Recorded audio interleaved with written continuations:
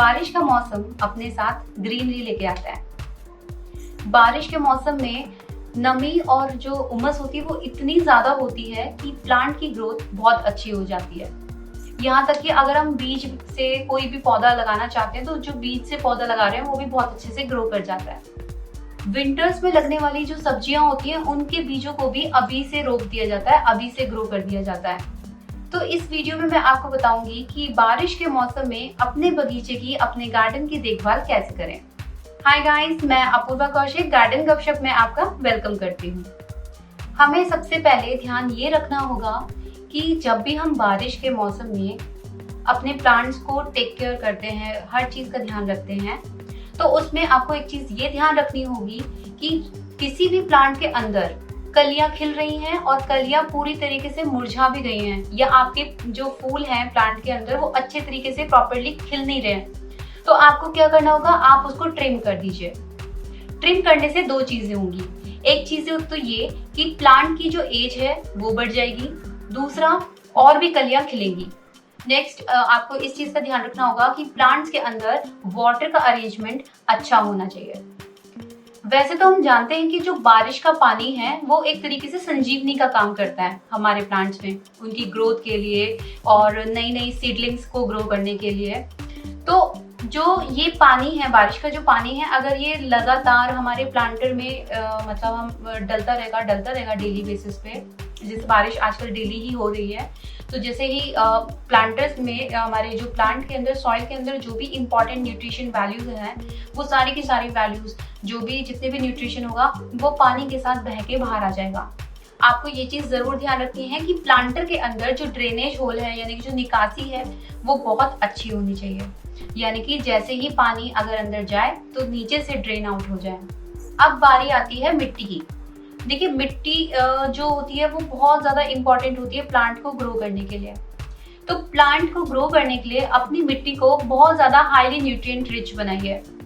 या तो उसमें कंपोस्ट को ऐड कीजिए या फिर उसके अंदर वर्मी कंपोस्ट को ऐड कीजिए। आप काउ डंग केक को भी ऐड कर सकते हैं, लेकिन काउ डंग केक आपका जो बहुत ज्यादा पुराना होना चाहिए।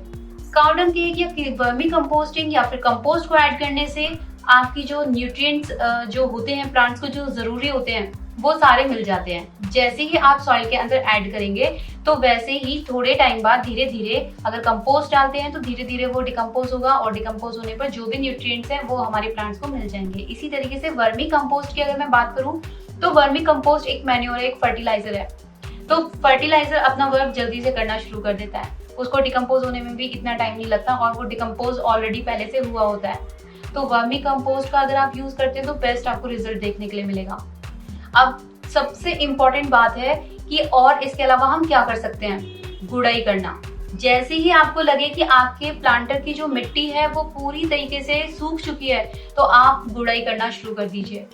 गुड़ाई भी प्लांट की एक तरीके से मान लीजिए जैसे कि ऑक्सीजन का इन एंड आउट होना, जो फ्लो होता है वो मेंटेन रहता है, तो हमारी जो सॉइल है वो भी बहुत ज्यादा नरम हो जाती है गुड़ाई करने से। तो हमेशा एक चीज ध्यान रखिए कि एक साइकिल बनाइए और आप गुड़ाई जरूर कीजिए, क्योंकि टिलिंग बहुत ज्यादा प्लांट्स के लिए इंपॉर्टेंट होती है, उसकी ग्रोथ के लिए, उसके इम्यून सिस्टम को बूस्ट करने के लिए।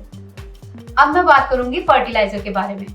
आप इस मौसम में किसी भी तरीके का फर्टिलाइजर दे सकते हैं। आप ऑनियन पील फर्टिलाइजर दे सकते हैं, आप बनाना पील फर्टिलाइजर दे सकते हैं, आप वर्मी कंपोस्ट दे सकते हैं, आप काउ डंग केक भी दे सकते हैं, आप मस्टर्ड केक पाउडर भी दे सकते हैं, आप नीम की खली भी दे सकते हैं।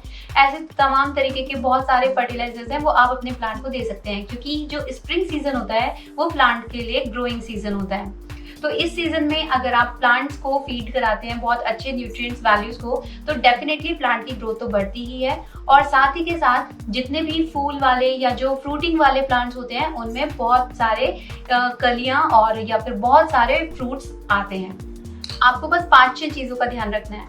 जैसे ही आप इन सब चीजों का ध्यान रखेंगे आपके प्लांट की ग्रोथ और भी बहुत अच्छी हो जाएगी। तो मॉनसून का वेलकम कीजिए, अपने तरोताजा वेजिटेबल्स को ग्रो कीजिए, अपने गार्डन को बहुत अच्छा बनाइए, ग्रीनरी रखिए चारों ओर। Thank you so much for watching my video. मेरे चैनल को शेयर कीजिएगा, सब्सक्राइब कीजिएगा और बेल आइकन को प्रेस कर दीजिएगा। आने वाले मेरे अपडेटेड वीडियोस का नोटिफिकेशन आपके पास पहुंच जाएगा। स्टे ट्यून्ड विद गार्डन गपशप।